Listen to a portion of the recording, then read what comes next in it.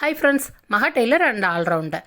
இன்றைக்கி ஒரு ரவுண்ட் நெக்கில் ப்ளவுஸில் இருக்க பார்டரை வச்சே நம்ம சூப்பரான டிசைன் பண்ண போகிறோம். அந்த டிசைன் எப்படி தைக்கிறது, சாரியில் இருக்க கலரை எடுத்து எப்படி டிசைன் பண்ணுறது அப்படின்றது தான் இந்த வீடியோவில் ஃபுல்லாக பார்க்க போகிறோம்.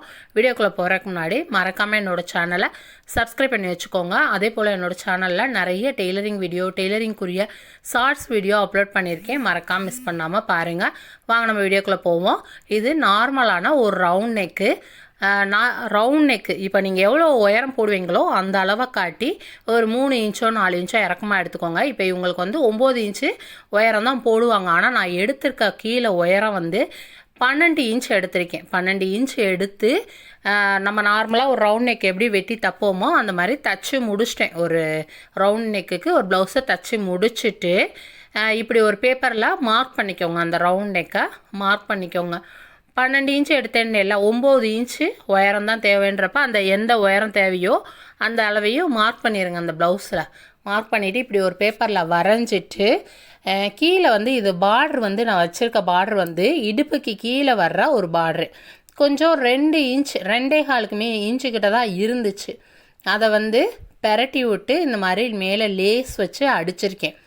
அதில் 2.25 இன்ச் அளவுக்கு தான் பார்டர் இருந்துச்சு. மேலே ஃபேண்டா கலர், அதுக்கடுத்து க்ரீன் கலர் அப்படின்னு 3 கலர் இருந்துச்சு. கரையே இல்லாமல் ப்ளைன் துணியாக இருந்துச்சு.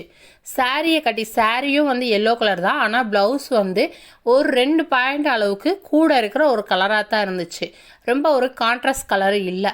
அப்போ நம்ம இதிலையே டிசைன் பண்ணல எதை நம்ம எடுத்து தைச்சோம்னா இந்த டிசைன் எடுப்பாக இருக்கும் அப்படின்றத நோட் பண்ணி இதை தைச்சிருக்கேன். அதே போல் இந்த ட்ரையாங்கிள் வச்சுக்கிறீங்க பாருங்களேன், அதை எப்படின்னா மேலேருந்து கீழே அப்படியே அடுத்தடுத்த லேயர் கொண்டு வாங்க. 3 அளவுக்கு கூட கொண்டு வரலாம். இவங்களுக்கு அந்த அளவுக்கு பார்டர் இல்லை, அதனால் 2 லைனோட முடிச்சுக்கிட்டேன். அதே போல் சாரியில் நல்ல கான்ட்ராஸ்ட் கலரில் க்ரீன் கலரு இந்த மாதிரி ஏதோ லேஸ் இருந்தாலும் அந்த மாதிரியும் வைங்க. இதில் எனக்கு அந்த மாதிரி லேஸ் கிடைக்கல, அதனால் அந்த ஃபேண்டா கலரில் உள்ள லேஸ் வச்சுருக்கேன். காப்பர் கலரும் ஃபேண்டா கலருன்றப்ப ரொம்ப லைட்டாக தான் தெரியுது. இப்படி சுற்றி அவுட்லைன் அடிச்சுட்டு அந்த ட்ரையாங்கிள் ஷேப்பில், அதாவது கிராஸாக நம்ம வச்சோம் பாருங்களேன், வச்சுட்டு அதை ரவுண்ட் நெக்கில் வச்சு தச்சு முடிச்சுட்டு இந்த மாதிரி பேப்பரை நம்ம அடித்தோம்ல அந்த பேப்பரை ரிமூவ் பண்ணிடுங்க. இந்த பேப்பருமே சாரிகளில் மடிப்பில் வருது பாருங்களேன், அந்த துணி தான். அது நல்லா இந்த மாதிரி வரைஞ்சி டிசைன் பண்ணுறதுக்கெலாம் ரொம்ப யூஸ் ஆகுது. நான் அதை தான் எடுத்து யூஸ் பண்ணுவேன். இப்போ நம்ம அதை அடித்து முடிச்சுட்டு சுற்றி கழுத்தை தாண்டி 1 இன்ச் அளவுக்கு இந்த மாதிரி மார்க் பண்ணிக்கிறேங்க. சுற்றி ஃபுல்லாக 1 இன்ச் அளவுக்கு மார்க் பண்ணிவிட்டு ஒரு சதுரமான 2க்கு 2 இன்ச் அளவுக்கு துணியை எடுத்து முக்கோண டைப்பில் மடிச்சுக்கோங்க. ட்ரையாங்கிள் ஷேப்பில் மடிச்சுக்கோங்க. இது எல்லாருக்குமே தெரியும். இந்த டிசைன் ரொம்ப சாதாரணமாக எல்லோரும் தைக்கக்கூடிய, பிகினர்ஸ் கூட தைக்கக்கூடிய டிசைன் தான். அதை நான் இப்படி கண்டினியூவாக தைச்சி வச்சுருக்கேன். அப்படி தச்சு வச்சுக்கிட்டிங்கன்னா உங்களுக்கு ஒரே சேஃபாக ஒரே லெவலில் கிடைக்கும். ஷோல்ட்ரு ஜாயின் பண்ணுற இடம் ஒரு 1/2 இன்ச்சை விட்டுட்டு அடுத்து தான் நான் தொடங்கியிருக்கேன். நல்லா 1 இன்ச் இருக்குது பாருங்கள். அதுலேயுமே 1 இன்ச்சுக்கு உள்ளடக்கமாக தான் தச்சிருக்கேன். ஏன்னா ரொம்ப அகலப்படுத்தையில் முன்னாடி லேஸ் வைக்கணும் அப்படின்னு நிறைய தான் யோசிச்சுட்டு ஒரு 1 இன்ச் மார்க் பண்ணியிருந்தாலும் அதை உள்ளடக்கமாக வச்சு தான் தைக்க ஆரம்பிச்சிருக்கேன். உள்ளடக்கம்னா ரொம்ப உள்ளே போகலை, ஒரு 1/4 இன்ச் அந்த தையல் தொடங்குறது அந்த 1 இன்ச் அளவு கூட தான் தொடங்குது. அப்படி அடுத்தடுத்து இந்த மாதிரி நீங்கள் ஜாயினிங்காக தைச்சிட்டிங்கன்னா இப்படி எடுத்து டக்கு டக்குன்னு மேலே வச்சு தைக்கிறதுக்கு ஈஸியாக இருக்கும். இப்போ தச்சு முடிச்சாச்சு. ஃபேண்டா கலர் மேலே இருந்துச்சுல, அதுக்கடுத்து க்ரீன் கலர் இருந்துச்சு அப்படின்னு சொன்னேன் பாருங்களேன். இப்போ நான் இதை வேறு கலர் இருக்குல்ல, அதை ப்ளைனாக ஜாஸ்மினில் வாங்கி தைச்சோம்னா செம்ம சூப்பராக இருக்குங்க. ஏன்னா இதில் கூட கொஞ்சம் உள்ள டிசைன் இருக்கனால அந்த கலர்கள் ரொம்ப டார்க்காக தெரில. நம்ம ப்ளைனாக ஒரு கலர் வாங்கி இந்த மாதிரி டிசைன் பண்ணோம்னா சூப்பராக இருக்கும். இப்போ இந்த க்ரீன் கலரை நான் கிராஸ் பீஸாக எடுத்துக்கிட்டேன். நம்ம நெட்டாக தான் கொடுத்துருக்காங்க. அதை நம்ம கிராஸ் பீஸாக எடுக்கல ஒரு 1 இன்ச் அளவுக்கு அகலத்தில் இந்த மாதிரி வெட்டிட்டு ஜாயின் பண்ணிக்கிட்டேன். ஜாயின் பண்ணி சுற்றளவுக்கு கரெக்டாக இருக்கா அப்படின்றத வச்சு பார்த்துக்கிட்டேன்.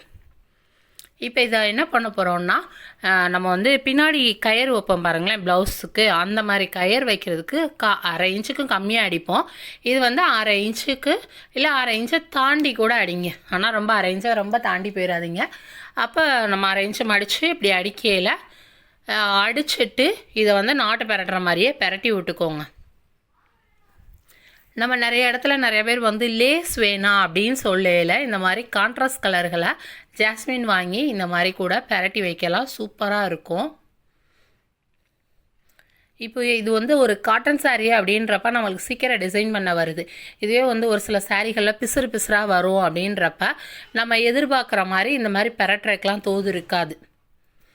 இப்போ வந்து நம்ம ஏற்கனவே ஒரு தையல் அடிச்சிருந்தோம், திரும்பவும் கொஞ்சம் ஒரு நூல் அளவு தள்ளி இன்னொரு தையலையும் தச்சுட்டு இந்த மாதிரி பிசுறுகள் ஒரே அளவு இருக்க மாதிரி வெட்டி விட்டுக்கோங்க. முன்ன பின்ன கொஞ்சம் இருக்கத்தான் செய்யும், அதுகளை வெட்டி விட்டுக்கோங்க. வெட்டி விட்டுட்டு அந்த க்ரீன் கலர் பரட்டி வச்சுருந்தோம்ல அதை வந்து மேலே வச்சு 2 பக்கம் டபுள் தையலாக போட்டுக்கோங்க. இந்த இடத்துல நீங்கள் லேஸ் வச்சும் ஃபில் பண்ணலாம். நான் வந்து லேஸ் வைக்காமல் சாரியில் இருந்த அந்த க்ரீன் கலரையும் வச்சு யூஸ் பண்ணிக்கிட்டேன். கொஞ்சம் வித்தியாசமாக இருக்கட்டும் அப்படின்னு. ஒரு சிலவங்க வந்து ஃபுல்லாக லேஸே வேண்டாம், இந்த மாதிரி கிளாத்லேயே டிசைன் பண்ணுங்க அப்படின்னு சொல்லக்கூடியவங்களாம் இருக்காங்க. 1/2 இன்ச்சை வச்சு இப்படி டபுள் தையல் போடையில் எவ்வளோ நீட்டாக இருக்குது பாருங்கள் ஃபினிஷிங். இந்த க்ரீன் கலரே எக்ஸ்ட்ரா இருந்துச்சுன்னா இன்னும் ஒரு ரவுண்டு கூட, இப்போ நம்ம இந்த இடத்துல லேஸ் அடிக்கிறோம் பாருங்களேன், இந்த இடத்துல இன்னொரு ரவுண்டு கூட அடிச்சிருக்கலாம், சூப்பராக இருக்கும். அடித்து நடுவில் கூடி டபுள் தையல் இது டபுள் ஸ்டோன் வச்சுருக்கலாம். அப்படி தான் யோசித்தேன். ஆனால் வந்து அந்த துணி வந்து அவ்வளோ இல்லை. ஏன்னா ஒரு 2 இன்ச் அளவுக்குன்றப்ப அதை கிராஸ் பீஸை அடிக்கையில் துணி பத்தலை. அதனால் ஒரு காப்பர் கலரில் லேஸ் வச்சு இதை தச்சிருக்கேன்.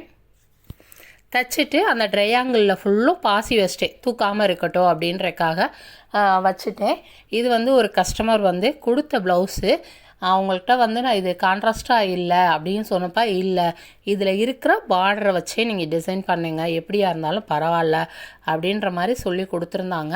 ஆனாலும் இந்த டிசைன் வந்து இருக்க துணிக்குள்ளே வச்சு டிசைன் பண்ணாலும் ரொம்ப சிம்பிளாக இருந்தாலும் சூப்பராக இருந்துச்சு. நல்ல ஒரு காட்டன் துணியில் டிசைன் பண்ணல தைக்காதவங்க கூட எப்படி தைச்சாலும் அழகாக இருக்கும் அப்படின்னு சொல்லுவாங்க பாருங்களேன், அந்த மாதிரி ஒரு கிளாத்து. அதனால் ரொம்ப சூப்பராக வந்திருந்துச்சு. இந்த டிசைன் எப்படி இருக்குது அப்படின்றத கமெண்டில் சொல்லுங்கள். இந்த டிசைன் பிடிச்சிருந்துச்சுன்னா லைக் பண்ணுங்கள், கமெண்ட் பண்ணுங்கள். இந்த மாதிரி நிறைய டெய்லரிங் வீடியோ என்னோட சேனலில் அப்லோட் பண்ணியிருக்கேன், மறக்காமல் மிஸ் பண்ணாமல் பாருங்கள். ஓகே, தேங்க்யூ, பாய்.